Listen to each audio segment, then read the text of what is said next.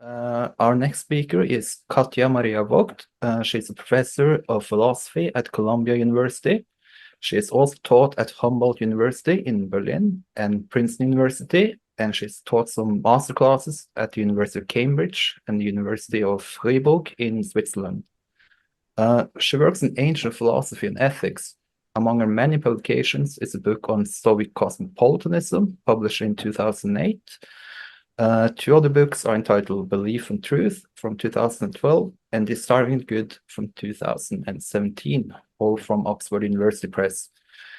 Right now, she tells me she has returned to the Stoics, writing a book entitled The Original Stoics. And rather than mention her awards, let me mention two activities that resonate with Stoicon. She has a YouTube channel with philosophy videos, and is the academic sponsor of an initiative to make ancient logic widely accessible. You can read a selection of her papers at katjavogt.github.io. Thank you. Thank you, Harald, for this very kind introduction. I'm delighted to be here, and I'm really amazed by all the talks and testimonials today. It's such a pleasure to contribute. My title today is Stoic Cosmopolitanism, and to some extent, we've been talking about this all day. So, I want to talk through what I see as Stoic Cosmopolitanism and focus a little bit on the early Stoics, who I think offer ideas that are sometimes not considered as equally practicable or equally accessible as the later ideas, but I think they are in fact really close to life, and that is part of what I want to bring to light here. So, but here's a proviso: cosmopolitanism can seem ridiculously idealistic, out of reach, given the severity of conflicts across the world. Ongoing wars and, in their wake, resentment and disdain and mistrust that often survives for generations. Why should we even consider an ideal that is so far from where we find ourselves? In response to this question, the Stoics would say, hold on, we don't propose that you create a world state. Perhaps that is neither desirable nor possible. What we envisage when we talk about cosmopolitanism is an entirely different matter. So, what is it? The Stoics I propose don't see themselves as laying out an ideal global state. Instead, they draw attention to a fact about the world and its normative implications. Like it or not, they say, you share the world with everyone else. If you pretend that you don't inhabit the world alongside with everyone else, you get the facts wrong. The cosmic city already exists. The world is that city. The challenge for us is how we live up to this. In other words, we should become good fellow inhabitants of the world alongside everyone else. Here's another way to capture this key intuition. Suppose we already live in a city, but we haven't yet understood the law of that city, and yet we ought to adhere to it. That's what living in the cosmos is like, according to the Stoics. We are already here, we live in the cosmic city, but we haven't yet understood its law, even though we are subject to it. Well, what does it take to understand the law? Only everything. It takes comprehensive knowledge. In other words, virtue. On this reading, Stoic cosmopolitanism starts where all of Stoic ethics starts, with the demand to become knowledgeable. We ought to study and gain knowledge of the world and of our standing in it. This knowledge is immediately normative. It tells us how we should conceive of ourselves and of others, how we should relate to the world and everything in it, and how we should act, so that we live up to the norm of being a citizen of the world. In effect, then, Stoic cosmopolitanism is extraordinarily demanding, but not in the way in which I initially portrayed the worry about demandingness. It isn't demanding because it envisages a perfect political world order. It doesn't do that. It quote unquote only envisages that we aim to perfect ourselves. That is, as it were, the ordinary way for ancient ethics to be demanding. Sure, virtue is hard, but that's just it. We ought to strive for it anyway. The plan for my talk is to explore and spell out this picture and its implications. Now, here are some preliminaries. Who are the Stoics that I'm talking about? The account that I present here is based on surviving texts by early Stoics. That is by Zeno, the founder of Stoicism, the second major Stoic Cleanthes, and then the third major Stoic Chrysippus.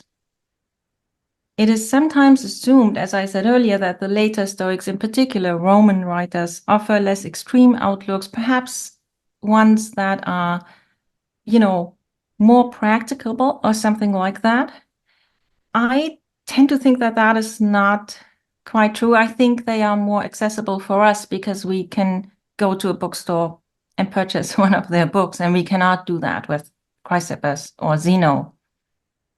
But once we actually study the views of Zeno and Chrysippus, I think we will find them equally relevant to our lives and, important for us to think through. And I think that in particular, the picture that they offer on cosmopolitanism is intriguing and really worth thinking through. So another proviso, and I kind of implied that already, none of the treatises of these early Stoics survives. And that is the picture that I offer is based just on reading fragments, which is always, tricky. Fragments are snippets that survive, but also reports by other authors and so on. Now, I will be talking in general about the early Stoics, and of course that is a simplification. Evidently, it is not plausible to assume that they agreed on everything. Zeno and Cleanthes and Chrysippus are three extraordinarily creative philosophers, so, why would they all say the same thing on all these topics? Nevertheless, scholars tend to assume that in key questions, Cleanthes and Chrysippus, so the second and third head of the school, agree with Zeno, even though they often kind of develop his views further, or they clarify something in response to an objection or something of that nature. But they agree sort of on the basics. And for present purposes, that is kind of what I go with. Now, here is a final proviso. There are some respects in the sort of theory of cosmopolitanism where scholars sometimes question whether Zeno and Chrysippus hold different views. Now, I myself, I think that they don't disagree. I think they hold pretty much the same view. But that is a tricky matter, and that is not what I want to defend today. And for now, it suffices just to say that, well, for the most part, we can speak of an early Stoic view. If we sort of have that hypothesis in the back of our minds, that maybe there are a few things where Zeno does not entirely agree with himself and with Chrysippus. But we can set that aside. So, turn now to my claim that the world is a city. Focus on is a city, already is a city. Both Zeno and Chrysippus write treatises with the title Politeia. So scholars like in the past often thought that that must mean that they somehow respond to Plato's Republic, where the Greek title Republic is Politeia. And so they kind of thought, well, they must somehow lay out a perfect constitution, perfect educational system, all of the things that we find in Plato's Republic. But this inference is too quick. There is, in fact, a kind of Politeia literature. A lot of people were writing treatises with the title Politeia. So the assumption that Zeno and Chrysippus just respond to Plato is kind of too quick. They certainly do engage with Plato. Zeno spent probably 20 years or so in Plato's academy, so there's a close connection, but they also respond to other things. And I think they really take up a different project. They don't lay out a political ideal. The city that they discuss is real. It is the world. Now, they use words here like home and habitation. So they say that the world is our home. We live here. The world is our habitat. We are its inhabitants. We typically don't understand its norms. And hence, we also don't do well at adhering to these norms. But we can make progress as humans by studying the world and gaining knowledge of it. And if we then live in light of that knowledge, we live up to the standards of what we are, the standard of being a citizen of the world. And this knowledge of the world, of ourselves in the world, literally changes our minds. It changes what we think about the world and how we relate to it. Okay, so now we might still ask, is this all mere metaphor? Is talk about the cosmic city a metaphor? Because surely the world is not a city. Is that just a kind of image, as it were? And in what sense do the Stoics think that the cosmos is a city, in Greek, a polis? Here are three ways in which the Stoics, I think, would argue that talk about the cosmic city picks up on features of ordinary cities. One, and I already mentioned that, the world is our habitation. We live here, and that's what you do in a city. You live in a city. Cities where people are at home and live. Two, the cosmos has the kind of structure that a city has. There's a government, and there are those who are subject to the government, rulers and ruled. And the Stoics think that that also holds for the cosmos. The gods rule it. Humans are ruled by the gods. And three, a city has a law, and the cosmos has a law. The cosmos is regulated by law. So let's assume that this provides us with the idea that the cosmos is a city. But this isn't all we need, and it isn't, in fact, precisely what we need. The Stoics don't argue that the cosmos is a city. They say it is the only city. That is, while they invoke familiar features of cities, such that they have laws and so on, they ultimately argue that the cities we are familiar with are not cities in the strict or genuine sense. According to the Stoics, the law of sort of ordinary cities, like Athens or whatever, is flawed. It is legislated by human beings, and it's bound to be imperfect, just for that reason. And by being imperfect, it is not really law. It does not live up to the high standard of genuinely being law. In Stoic terms, it is not the quote-unquote common law, the common law which is identical with reason. A place needs to be governed by law in this technical and ambitious sense in order to truly be a city. And thus, the cosmos is the only city. So much of what I've said so far is reported in a passage by Arius Didymus, and that is sort of one of these fragments one works with if one works on the early Stoics. And I'm going to read out this passage now, as it were, just to offer some evidence, but also because some of what I'm going to say, in the rest of the talk also comes up in this passage. The world is said to be an organization. And organization here translates the Greek word systema. And that is kind of our word system. The world is a system of heaven and air and earth and sea and the natures within them. The world is also called the habitation of gods and human beings, and the structure consisting of gods and human beings, and the things created for their sake. The world is like a city consisting of gods and human beings, with the gods serving as rulers and human beings as their subjects. So the text that I just read out starts with the claim that the world is a system, a systema. And together with another report in Diogenes Laertius, the text provides us with 4 ways in which we can think of the world as a system. So what does that mean? The world is a system. First, that's something we already encountered and talked about. It is a system insofar as there are rulers and ruled. And that is kind of one way of being a system. Second, the world is an organized whole. It is a complex unit with organization that unites and puts together all the different natural entities, the ocean and heaven and air and earth and all the creatures in them, all animals, plants, and so on. Third, and this is now a kind of fairly technical metaphysical claim, which people in metaphysics are going to describe in terms of mereology, that is the theory of parts and wholes. Human beings, animals, plants, and so on stand in part-whole relations to the world. The world is a whole, and everything else is a part of it and stands in a part-whole relation to the world.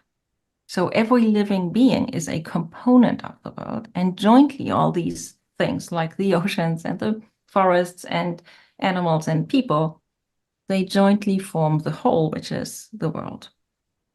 Now, here's the fourth way in which the world is a system.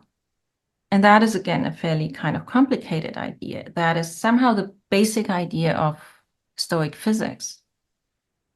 There is a kind of physical bond that literally, physically connects all the parts of the whole, all living beings, all entities in the world. How does that work? According to Stoic physics, there are two principles: active principle, passive principle. The active principle is divinity, God. The passive principle is matter. The active principle and the passive principle are perfectly blended. Blended is a technical term here. So the active principle pervades in this way, like all of matter, and it makes all the entities that to us look like individual entities in the world. It kind of individuates and makes cohesive the tree, the person, the flower, and so on. And it unifies the world as a whole. That is what the active principle, also called God, does. Now, that picture is, I think, really interesting and worth exploring. What does it say about us as human beings? The proposal is that human beings are physically interconnected parts of a world, which is an integrated, complex organization. Now, arguably, that is not how we ordinarily see ourselves. We tend to see ourselves as it were, rather more self-standing individuals. So the norms of Stoic cosmopolitanism partly are norms of changing how we see ourselves. They kind of request a change in outlook, a change in how we view ourselves.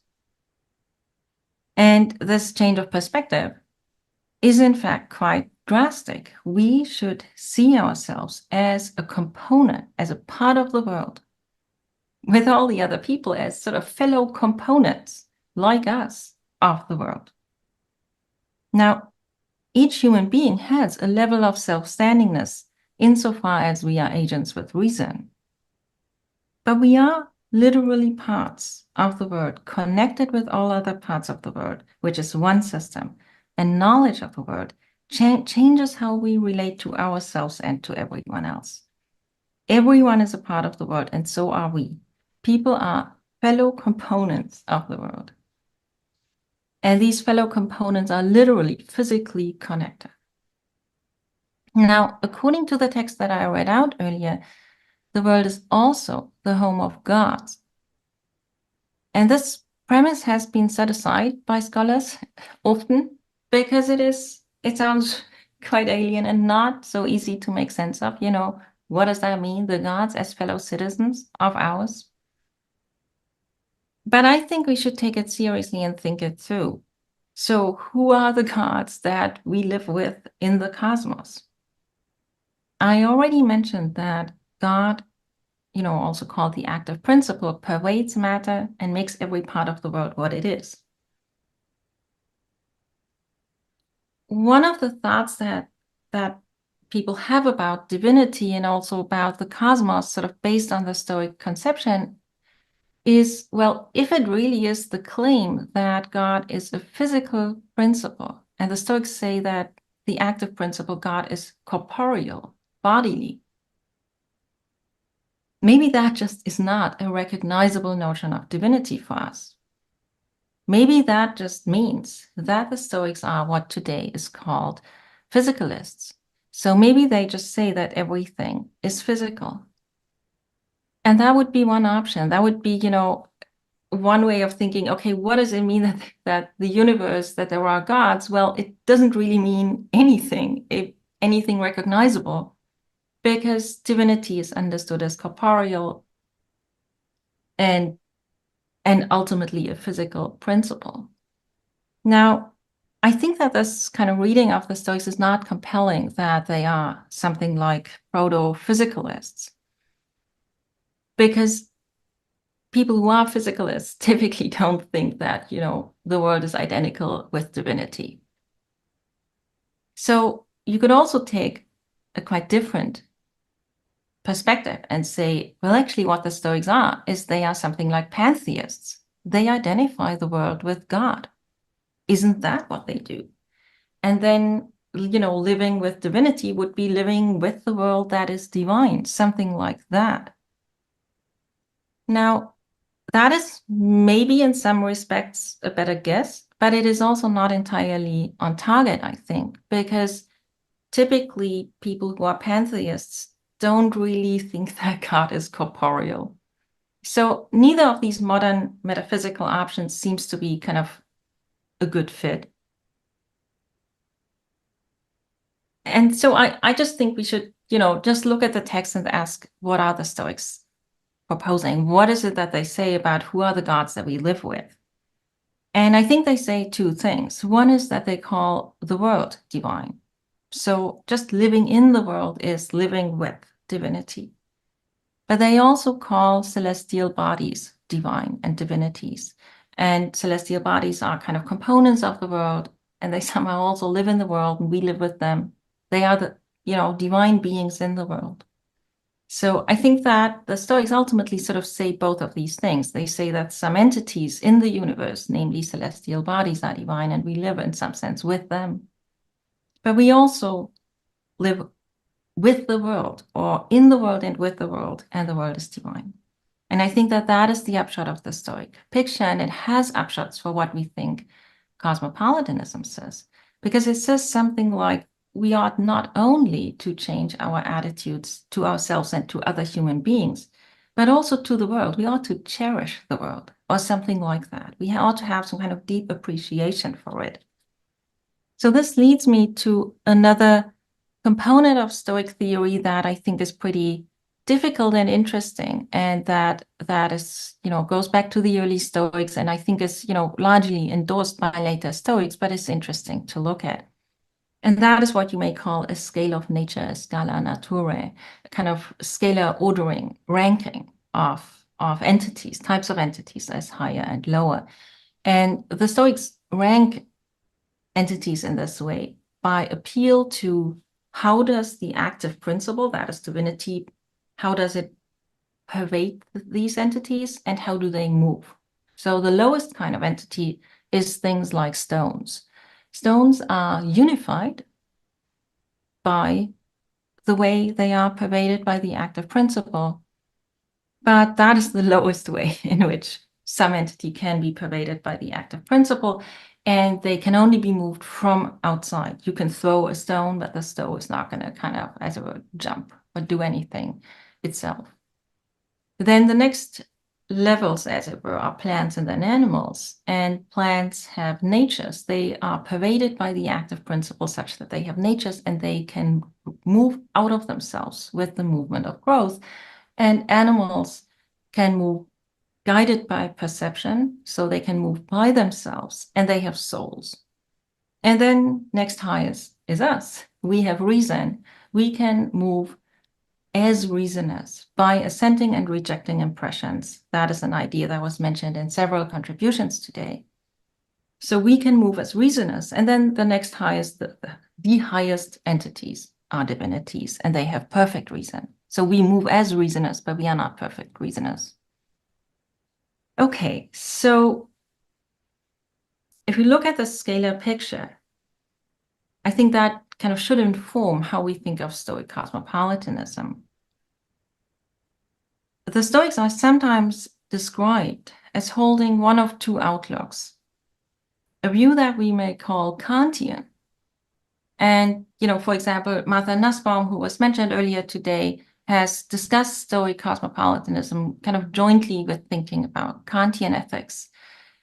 So they are often either compared with like Kant or somehow brought in that vicinity.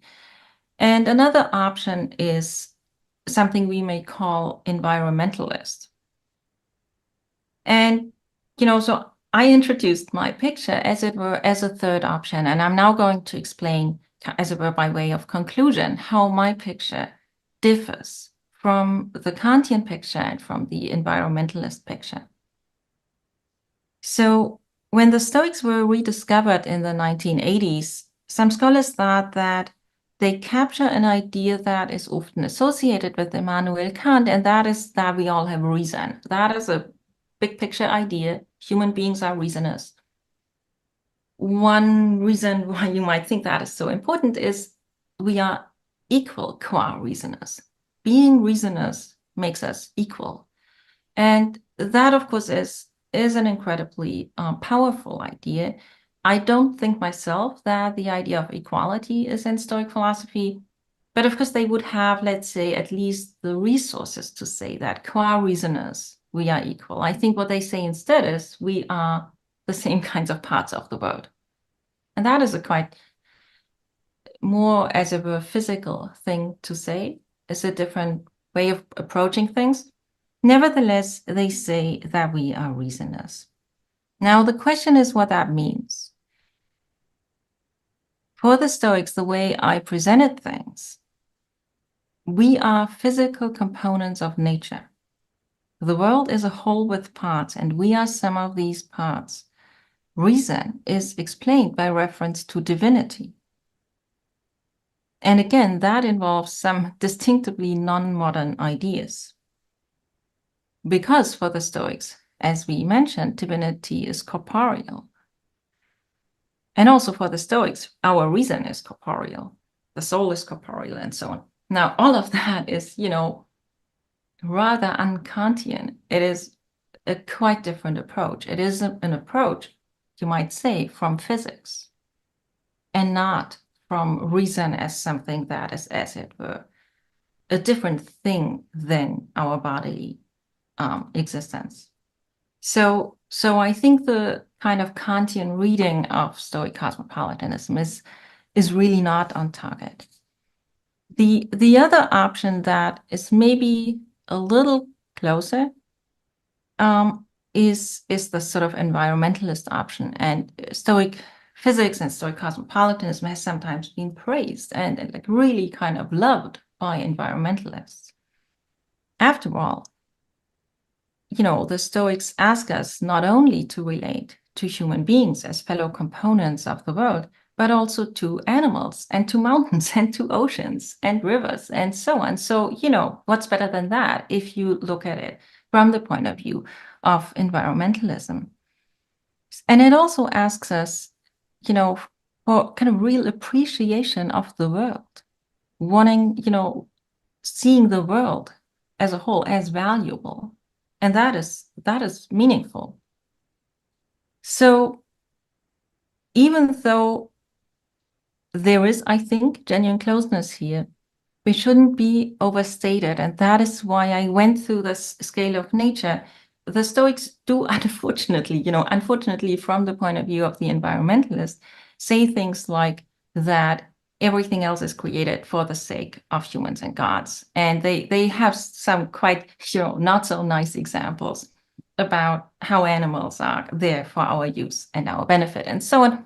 So with certain provisos, there is some genuine resonance and closeness, but it is not the same outlook.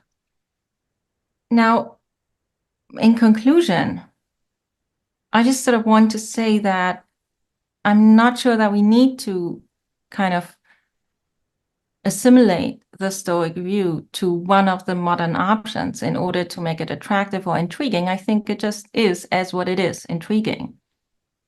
And what I described as the core of this proposal is that the Stoics are not asking us, when they talk about cosmopolitanism, to create a world state or anything like that. They make, I think, a quite, revisionist claim by saying that the world, which typically we might consider as non-political, that the world is in itself a political space.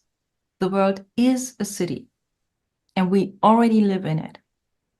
So then the normative dimension of Stoic cosmopolitanism is not about creating some kind of political institutions or anything like that. It is about changing our own attitudes. It is about how we see ourselves, the knowledge that we need to gain of the world in order to see it as what it is, to change our attitudes to other components of the world, to the world as a whole. I think that is the core.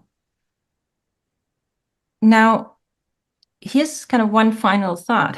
You might object to my reconstruction that it somehow isn't really political, and isn't Stoic cosmopolitanism somehow concerned with a political question.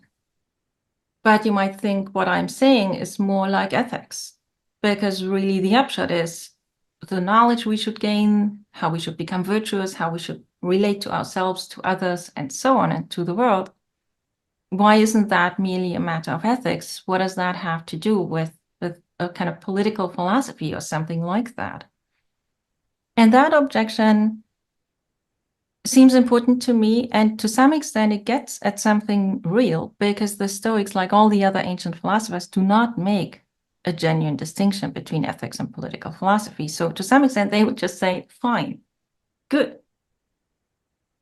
But they also, to some extent, would push back a little bit, I think. I think they would say that the norm of seeing everyone in the world as a fellow inhabitant of the same home is challenging in a distinctively political fashion. And I think that that is not merely a restatement of the view that kind of resounds across all topics in Stoic philosophy, that you should gain knowledge and be virtuous. It is about the way we should relate to human beings outside of our home countries and cities. And I think to this day, it remains a distinctively political and challenging question, how we relate to people outside of our own home countries and outside of our, far from our vicinity. So the Stoic proposal, finally, I think is also political insofar as environmental questions are political. The Stoics propose that nothing in the world is a mere object. Even the stones that make up a mountain, the water in a lake, and so on, are tied to us. They too are fellow components of the same world pervaded by divinity. And the Stoic notion of divinity as a principle in physics may seem unrecognizable to us. But the upshot here is not unrecognizable, I think. This kind of principle endows everything in the world, humans, mountains, oceans, and so on, with a value that we ought to respond to. And whether or not we today would put this in terms of divinity, to me that seems to be an intriguing idea. Thank you.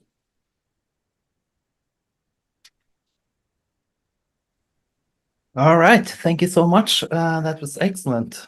So we still have plenty of time here. So if anybody has any questions for Katja, please feel free to send them in the chat.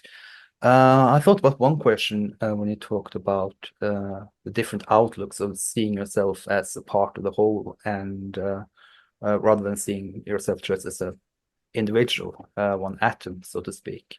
Do you have any ideas of how you could sort of progress towards seeing yourself more like a part of this whole?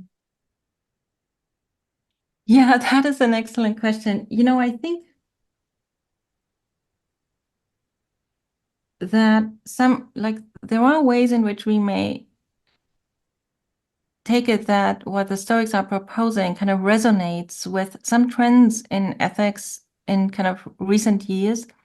For example, the ethics of care, in the ethics of care, which was initially formulated by feminist philosophers, but which has meanwhile been endorsed by quite a lot of people, or at least, has been responded to, and aspects of it have been endorsed, argues that some sort of classical modern proposals, such as, you think of Immanuel Kant or utilitarianism, Mills, and so on, somehow work with a model of agents that assumes that we are somehow separate entities, separate individuals. And, feminists would have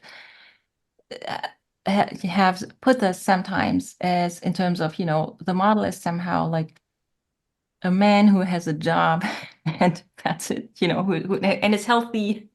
So a person who neither needs help is kind of self-sufficient, largely self-sufficient. And that is somehow the kind of background picture that we have in our minds when we do ethics. But of course, that is like a completely unrealistic picture of human life. Everyone needs for a huge part of their lives others to support them, to take care of them when they are kids, take care of them when they are old, take care of us when we are sick, support each other as friends and so on. So this whole kind of idea of what are agents? Are agents fairly self-standing, separate individuals? Or is that just not true? Simply just not true of what human beings are? I think the Stoics would say it's just not true.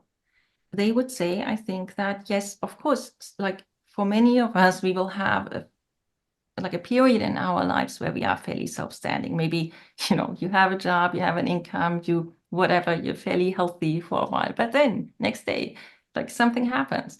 Or while you are in this position, you need to take care of your kids. You need to take care of your parents who are getting older and so on. So the picture needs to be one. They would argue, and that is one thing where I'm like 10,000% on board. I think it is simply a more realistic starting point in ethics to assume that human beings in several dimensions are interconnected with real relations of care, support, and so on. And that should be our starting point for an ethical theory. I got a few questions about environmentalism, and that sort of builds on what we just talked about. So how far can you really extend the circles of concern, so to speak? You mean, can we also kind of feel like we are a fellow component of the world with a mountain? Yeah, or at least a sheep, perhaps. A sheep. Yeah, let's start there. Okay. I myself think we can do that, and I think that people do that. But I also think, even though having this kind of scalar picture that the Stoics have, where you have it sounds not pretty, you have higher and lower, and somehow no one likes that. But am I going to relate in the same way to a bug in which I relate to a kid? No. So I'm kind of on board with a version of the scalar picture where you say, well, of course, the way we care for other human beings, the way we ought to relate to other human beings, what we owe to other human beings, has something to do with them being parts of the cosmos of the same kind that we are, reasoners, with such and such faculties, and hence also such and such vulnerabilities. And we owe, what you owe to some entity, I think, has something to do with what it is. And a person is not a tree. So, I think the Stoics would say that, and they would say that that is maybe not enough for some environmentalists. But I think it is a lot more than what a lot of modern moral philosophy says. Because for the Stoics, even though you shouldn't, as it were, care as much for the tree as for a person, you should still care for the tree. And not, just in an instrumental way, partly in an instrumental way, because maybe you grow trees so that you have wood to build furniture or whatever. And they would say, yes, there is this instrumental component, But they would also say that a tree is also one of the entities in the world that are pervaded by divinity, and some of the awe and the reverence that we ought to have for divinity, we also ought to have for the tree. Yeah. Okay, we just got a comment here. I'm a big fan of your work on the road in collaboration with Jens Haas. Do you see art as informing our ability to relate to others? Wow, that is so Yeah. nice, you know, Yeah. that someone says that. Thank you.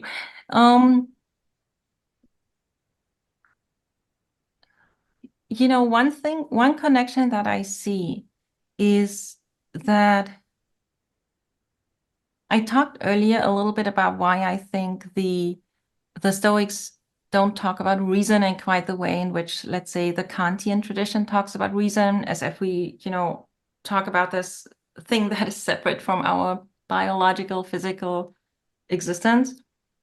I think the ancients in general, the Stoics, but also Plato and Aristotle, are interested in a wider range of cognitive activities. And imagination is one of them. And imagination is an incredibly important cognitive activity. And it is also relevant to deliberation, because the ancient, you know, that is something that goes back to Plato, and the Stoics engage very much with Plato's dialogues. And the sort of the classical passage on this is in Plato's Philebus, where Plato says, like, it is just part of the nature of human beings. We constantly sort of project ourselves into the future. You're always kind of thinking, I don't know, what am I going to have for lunch? And you envisage the sandwich and the pasta or whatever. You kind of constantly envisaging these options, and then you have some kind of feedback, affective feedback, whether you like it or not. But anyway, the upshot is that imagination is something that is constantly at work. It is part of the kind of reasoner that we are, involves imagination through and through. And I think that is a really interesting idea. I think that also means that artwork and creation and storytelling, photography, like we saw these amazing photographs like just a moment ago, creating artwork is just part of how the human mind works. It is not some add-on. It is not something at the periphery. It is something that as human beings we do. And that is something that I find very interesting, that I think all the ancients would be on board with. Yeah, we got another question that perhaps you already answered now. Per your insight on all of us needing each other, what would be the next practical steps for us to take based on that truth? What we should do next, say again, based on what? Sorry. Yeah, no problem. Per your insight on us all needing each other. Right, now I understand. Yes. Sorry.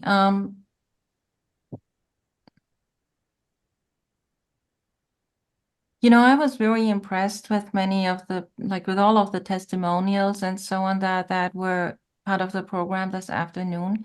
And I think being more honest about needing other people is a really good step.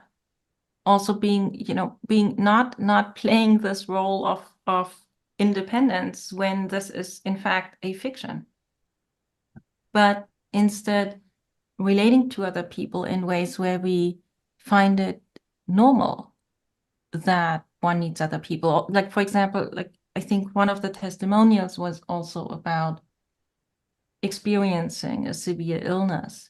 And one of the things that I think the Stoics would say, and that I find very important, is it is always very tempting to think that I have this. But the truth is that so many people have something. And that is, of course, in a way, terrible that so many people have something, but it is also important to see that, because it takes away some of the isolation of being in a challenging situation. And it helps to just be aware that this is part of human life. It is not it's not that I have this one terrible fate and everyone else is quote unquote safe. No, this is part of human life, and that needs to inform how we live. It needs to inform how we take care of other people. It needs to inform how we think of, like, careers, how we think of raising children, and so on. That, that is not a kind of complete answer. There's a lot that could be said, but that was maybe a beginning. Yeah. Yeah, and possibly even art. Some people bring it up in the comment section now, that that seems to be a way to somehow get closer to other people's experiences. And yes, I like, absolutely. yeah. Jackson Coulter sent a question. Do you think there is any connection between our need for each other and overcoming our own biases? Very interesting. Well, thank you everyone for these really interesting questions.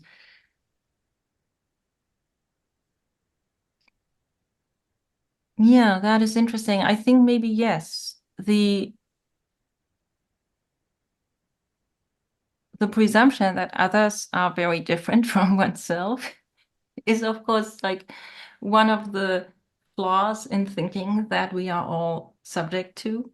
And then once you learn more about other people, you realize that is maybe not realistic. So I think the more you, I mean, that is,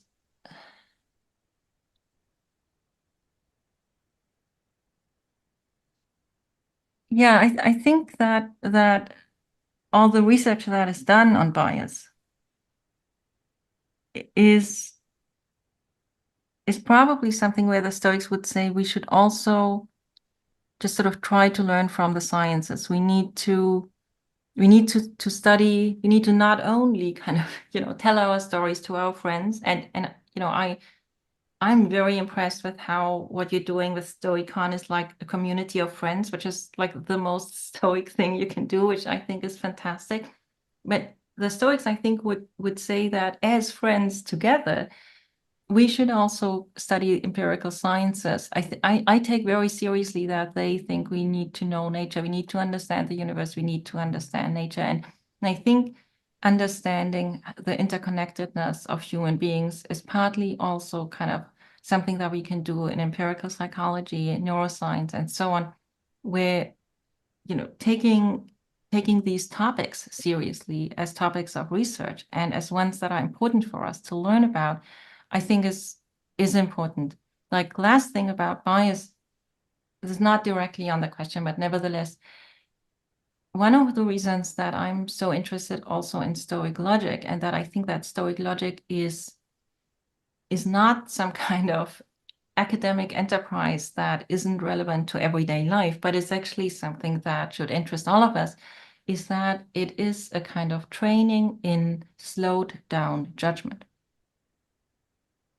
And when you think about some of the empirical research on bias, it is really that. It is the question of, can we do it? Can we not jump to conclusions? Can we slow down, that our minds sort of race to a conclusion and immediately kind of apply some prejudice or bias?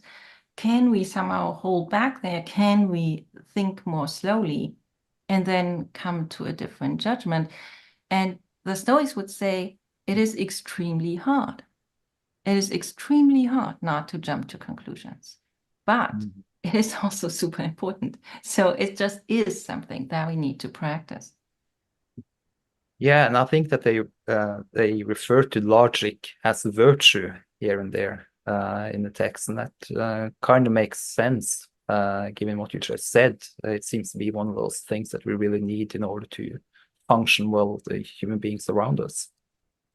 Yes, I entirely think that. I think that it can sound so kind of exclusive or super demanding to say that knowledge is important. But I think when we look more closely what the Stoics mean with that, it is not a far-fetched idea, because understanding other people is a basic thing in human life. We want that, we need that. We also need self-understanding. We need to make sense of our own lives and so on. So I think that the concern with knowledge and with logic is not a kind of theoretical, kind of lofty ivory tower kind of thing.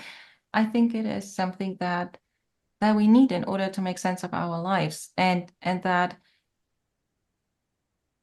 yeah, I mean, a lot of Stoic logic is about sort of to train yourself not to fall victim to fallacies. So a fallacy is that you race to a conclusion and you should have just held off and not made a judgment. And some of these fallacies, relating again to bias, some of the fallacies that the Stoics are interested in are about so-called generics. Generics are general claims about, they use the example, the Greeks are such and such, the barbarians are such and such. But we can plug in other things nowadays. But it is, I think, incredible that they worry about that kind of thing. I mean, that's exactly what we worry about today. And they think that claims like the Greeks are such and such are inherently flawed. I think it's amazing that they see that. And I think that is something that we need, that we need to look at more broadly and not consider Stoic logic this sort of like little thing that is too theoretical, but that is kind of something that we can teach in school, because it goes so much to kind of everyday challenges. We got another question on environmentalism from Sarah. Can't we take the same view of connection and needing others and rationally apply it to other organisms in our ecosystem, like trees and insects, because our ecosystem requires such various organisms in order for our cosmopolis to continue in equilibrium? I agree with you. Yes, absolutely. I agree with you. And I think that with that kind of framework, Stoic type of framework, but it would never occur to one to just want to get rid of some species, which sometimes people have wanted for a kind of, because it seemed in some kind of narrow framework, it seemed like the thing like somehow useful. But once you think really genuinely of the world as this complex system, it is very likely that each little component, even if it is a bug that I don't want to meet in my kitchen, nevertheless, like all the insects and so on, has some, it would be a question of the study of biologists and so on to look exactly at how all of this hangs together. And I think the Stoics would say that this is a kind of study that we should engage in. And I mean, for example, some people in current ethics, political philosophy, have argued that we should, quote unquote, phase out predators, because as predators, they do horrible things. If a human being did what the tiger does, it would be, they would go to prison. So I think that those considerations are extremely complicated, and that the Stoics would, I'm not going to claim that I have the answer to all these very complicated questions about bears and wolves and so on, but the Stoics, at least I think, offer us a framework from which to approach these questions. And perhaps they even can come a bit closer to what's called deep ecology than what many people think. I mean, I think that the Stoics said a few places that animals exist for the sake of humans and things like that.